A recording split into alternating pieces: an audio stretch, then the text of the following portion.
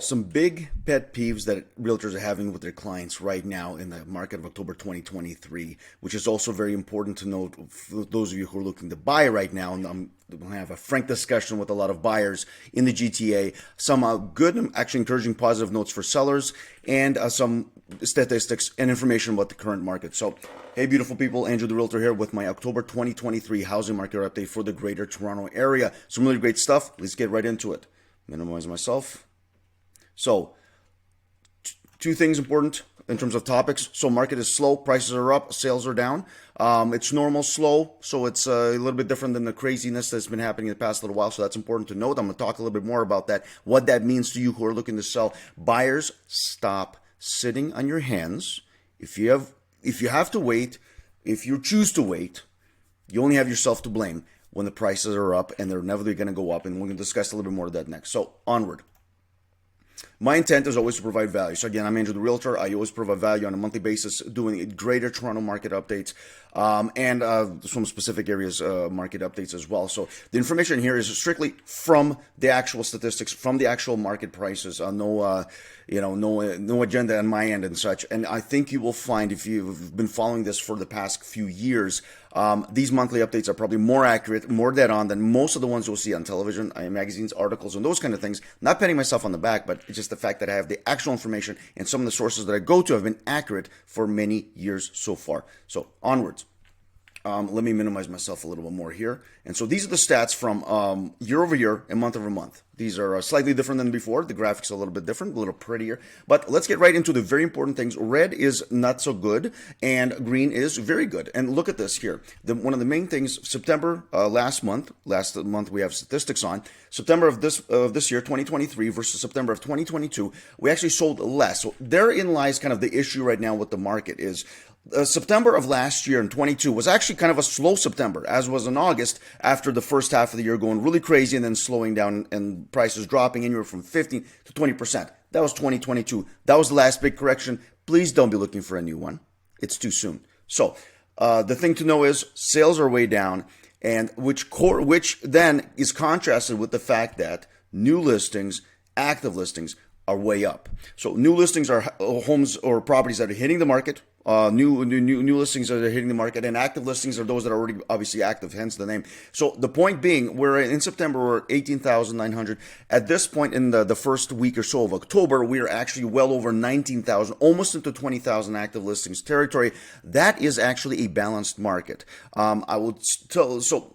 Obviously, in much of this market update, I'll be talking to buyers, especially because the opportunity is there right now with higher inventory, less competition, and, well, frankly, you have your choice. In fact, the interest rates are probably the only negative thing, and I'll tell you why you should really not pay nearly as much attention to that as long-term gains of a home in general.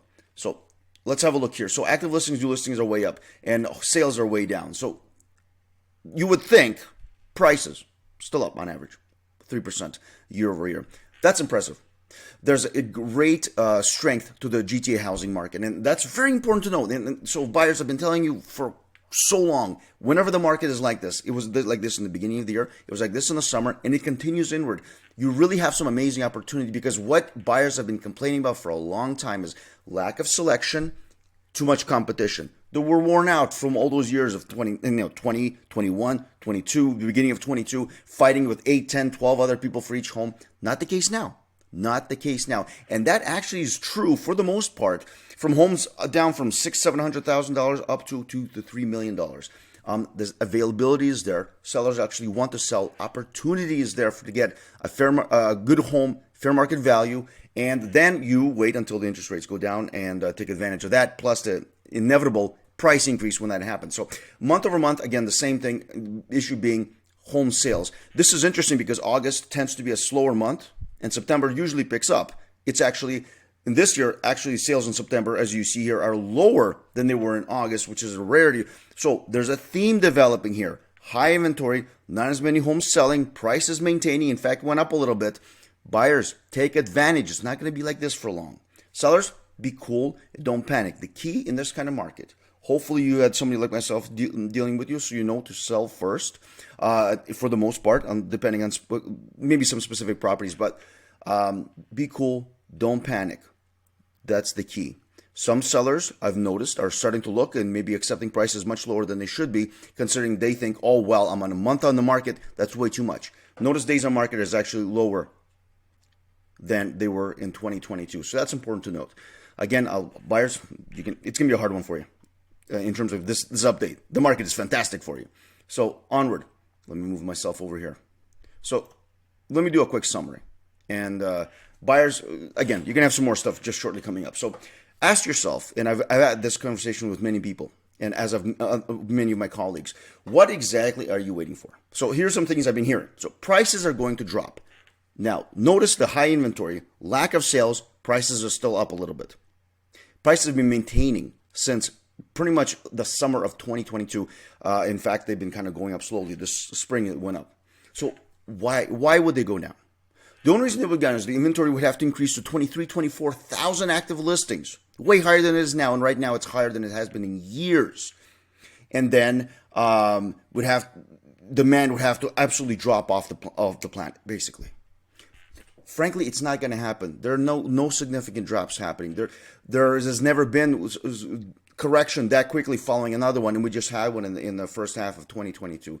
So prices are not going to drop. I know you have all kinds of theories and such, but those theories are usually from people who have been wrong for a very, very long time. The other one I'm hearing, I'm waiting for the rates to go down. Okay, inevitably, I think every adult in Canada knows the rates are going to go down at some point in time. Maybe at the end of the year, maybe middle of next year. We're not exactly sure. When? You don't know. So there's a guessing game involved as well. Also, this is really, really important because people forget the consequences of the next step.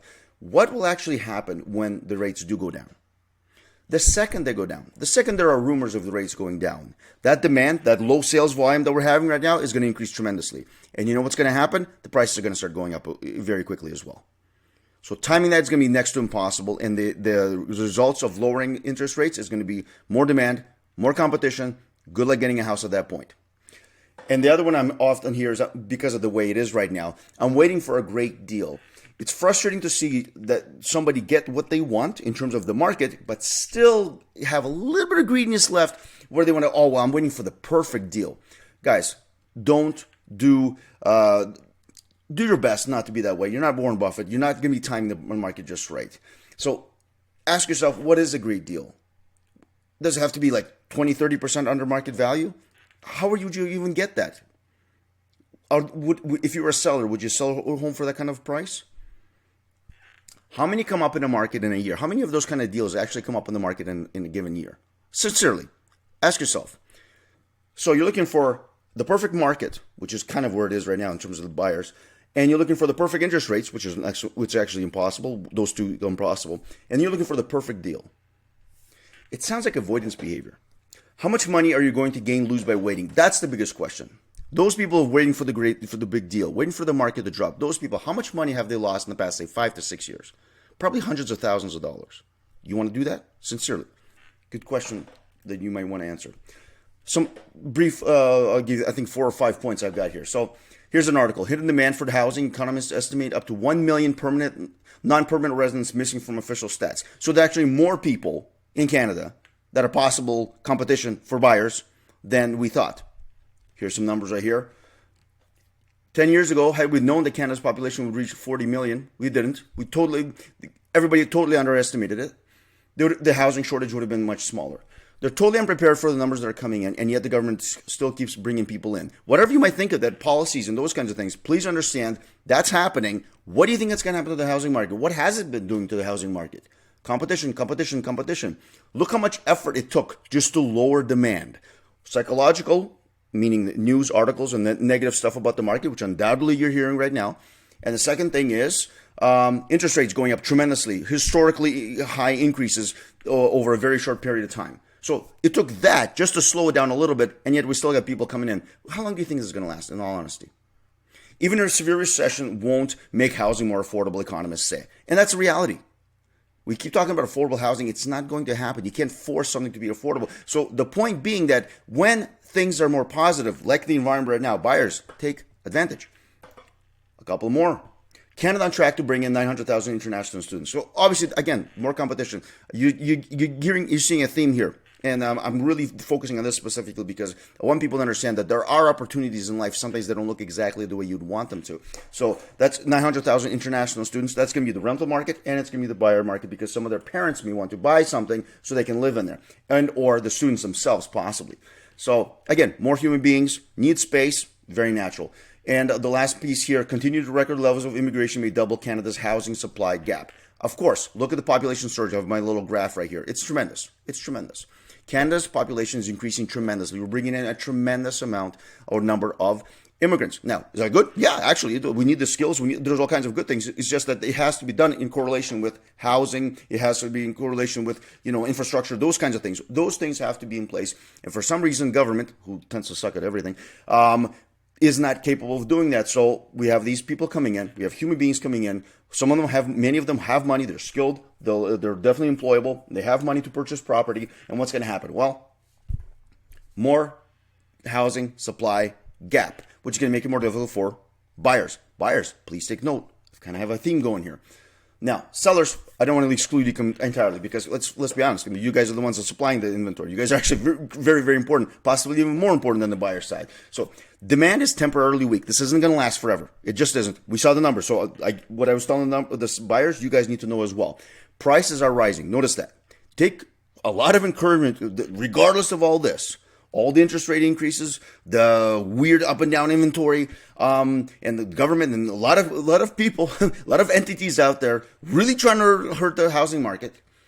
The housing market is extremely important to the Canadian government, especially the Ontario government, because of how much money it provides. So just remember that. How much of the GDP, how much of the economy is dependent on the housing market. So homeowners, remember that.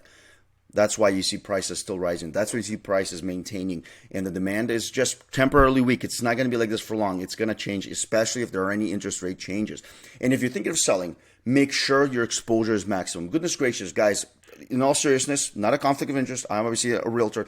A realtor's importance is particularly big right now.